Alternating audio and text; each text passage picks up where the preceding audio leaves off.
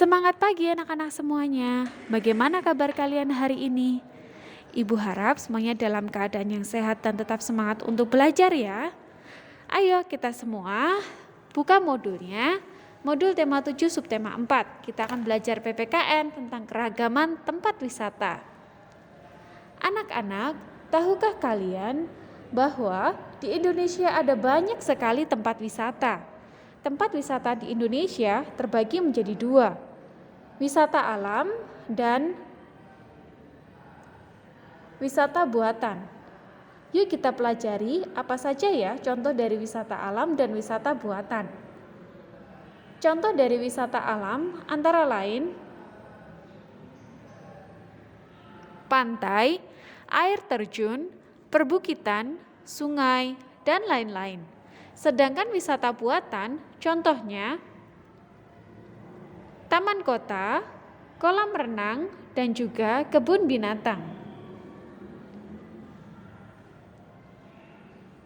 Pada materi kali ini, poin pertama yang akan kita pelajari adalah tentang keragaman tempat wisata kesukaan.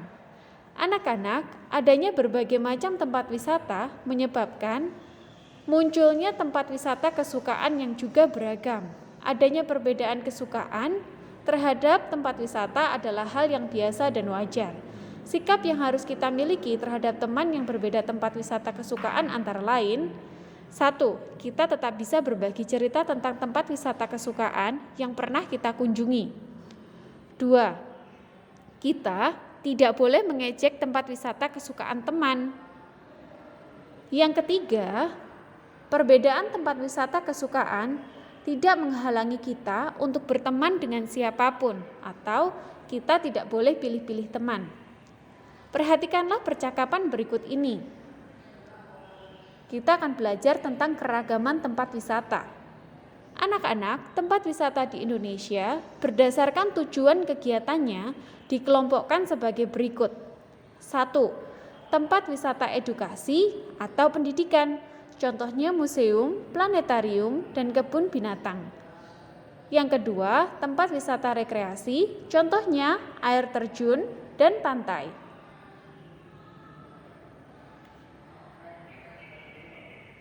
Berikut ini ada berbagai tempat wisata asli Indonesia. Bahkan beberapa di antaranya terkenal ke seluruh dunia. 1. Pulau Komodo. 2. Raja Ampat.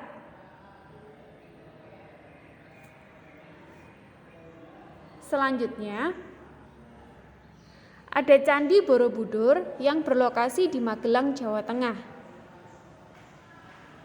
Ada juga Danau Toba yang merupakan danau terbesar di Asia Tenggara.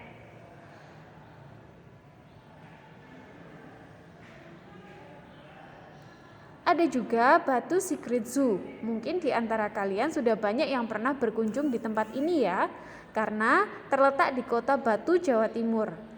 Dekat sekali dengan tempat tinggal kita. Dan yang terakhir adalah Taman Mini Indonesia Indah. Poin yang ketiga, kita akan belajar tentang keragaman suku teman di sekolah. Sikap yang harus kita miliki terhadap orang yang baru kita temui atau baru kita kenal adalah kita harus bersikap ramah.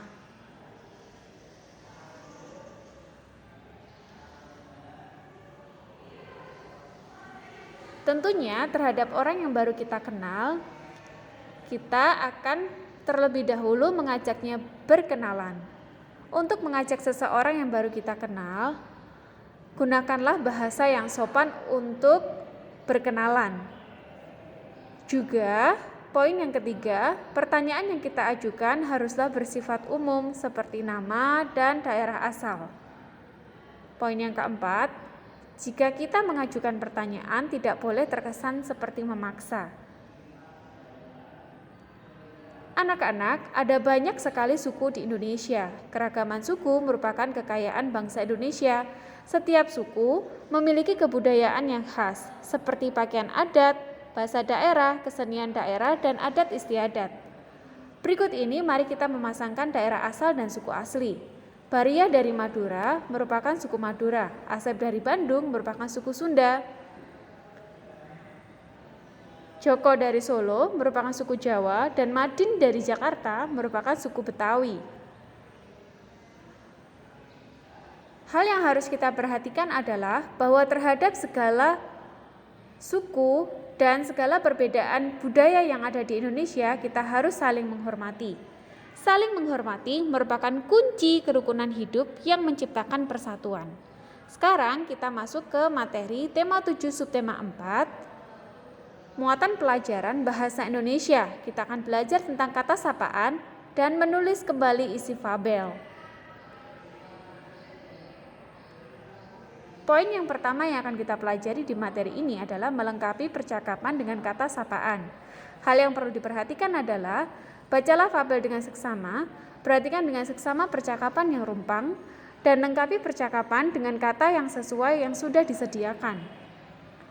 Poin yang kedua, menentukan kalimat sapaan pada fabel.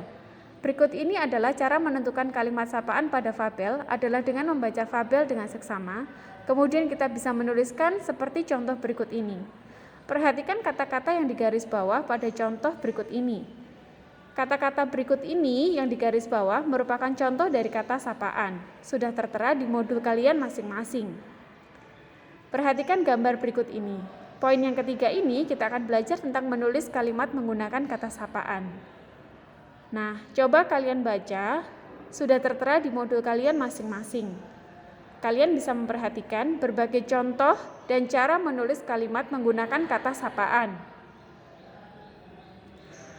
Kata sapaan tidak selalu berbentuk pertanyaan,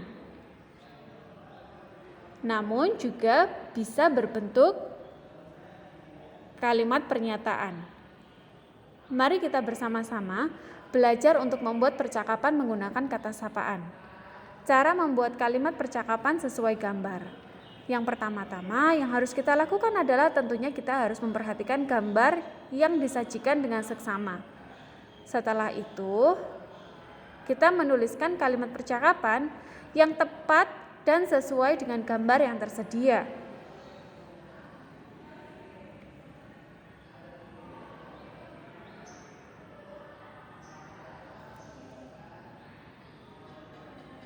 Berikut ini adalah contoh untuk membuat percakapan menggunakan kata sapaan. Percakapan terjadi antara Uni dan Made. Selanjutnya ada contoh percakapan antara Cici dan Pak Satpam. Silakan dibaca di modul kalian masing-masing dan perhatikan dengan seksama. Bagaimana cara mengucapkan kata sapaan pada kalimat percakapan. Poin yang selanjutnya kita akan belajar menulis kembali isi cerita fabel. Adapun hal-hal yang harus kita perhatikan saat menulis kembali isi fabel, yaitu kita tuliskan nama tokoh atau jenis hewan yang digunakan dalam fabel. Kemudian kita harus memperhatikan juga bagaimana sifat dari masing-masing tokoh yang digunakan dalam fabel tersebut. Dan yang ketiga, kita harus memahami betul rentetan atau urutan peristiwa yang terjadi dalam fabel. Mulai dari awal peristiwa hingga akhir dari peristiwa tersebut.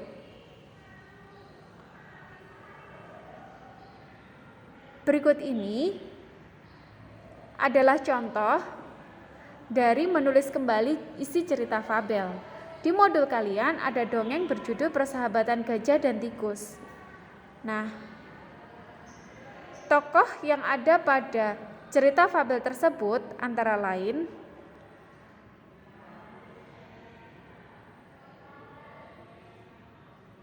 gajah, tikus, dan badak. Lalu kita perhatikan juga ya, watak dari masing-masing atau karakter dari masing-masing tokoh tersebut bagaimana. Berikut ini adalah watak dari masing-masing tokoh.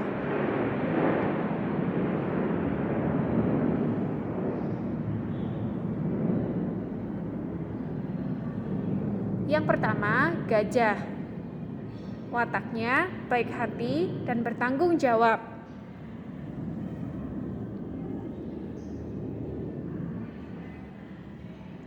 Sedangkan tikus mudah marah namun pemaaf.